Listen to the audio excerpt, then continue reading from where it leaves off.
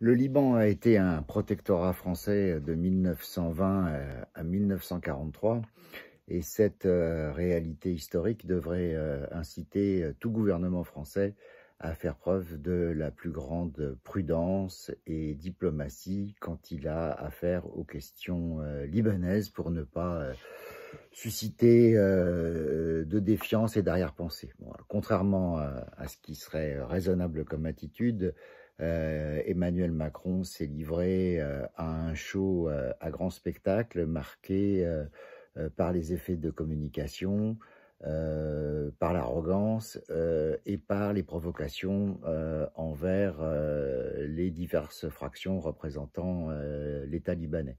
Tout ça est évidemment tout à fait catastrophique et contre-productif et ne peut que mettre de l'huile sur le feu dans une situation qui est déjà extrêmement tendue au Liban, comme chacun sait, avec les tensions communautaires qui existent et les ingérences qui existent venant déjà d'autres pays, comme par exemple l'Iran ou la Syrie, pour en citer quelques-uns. Évidemment, si on rajoute la France là-dedans, ça ne va pas aider à la stabilité, bien au contraire. Alors avec des trucs absolument hallucinants, comme le fait qu'on ait impulsé en sous-main le fait qu'il y ait une pétition avec 60 000 signataires libanais qui réclament soi-disant un retour au protectorat français. Donc voilà, voilà, on est dans les sursauts impérialistes tout à fait grotesques et évidemment dangereux.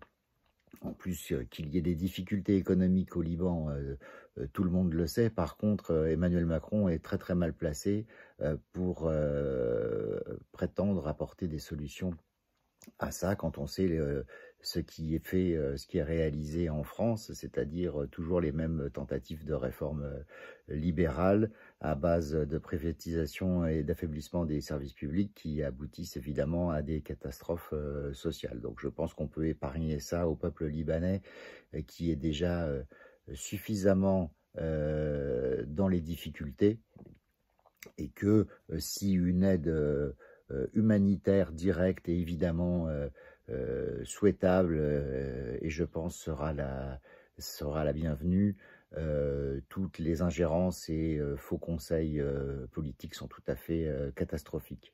Le peuple libanais n'a pas besoin de ça, il a déjà assez de problèmes avec ses dirigeants et je crois que s'il peut compter sur quelqu'un politiquement, c'est pas sur des gens comme Emmanuel Macron, mais c'est plutôt sur le peuple français lui-même.